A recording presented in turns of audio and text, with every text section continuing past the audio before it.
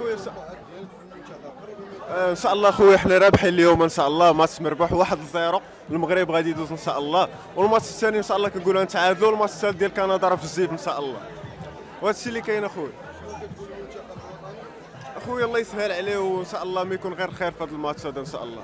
السلام عليكم. واخا مباراة قاصحة شوية مع المنتخب الكرواتي، ولكن تنتمناو الفوز.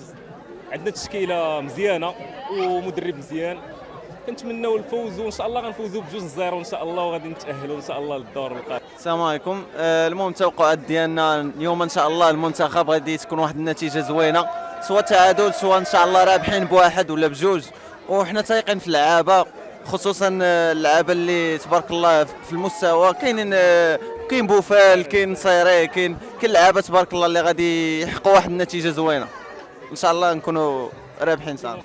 ان شاء الله تنتسناو المغرب يديروا شي حاجه زوينه بحال يصدمونا بحال السعوديه ان شاء الله ضد الارجنتين، وان شاء الله المغرب يديروا شي حاجه تايقين فيهم ان شاء الله. وديما مغرب وديما عسكر، ديما عسكر حتى القبر اخر، وشو مغيبين باش نجي نتفرجوا في المنتخب ديالنا، وان شاء الله غيديروا شي حاجه وغيتاهلوا.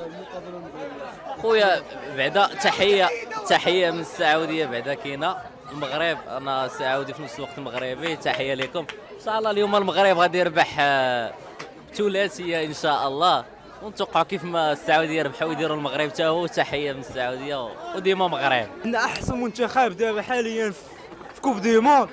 ان شاء الله هذا الماتش غادي يسالي اكثر من البارح ديال السعوديه، شي 4-0. وتحيه المنتخب ها هو فريد لي فار، تحيه لكم من القلب.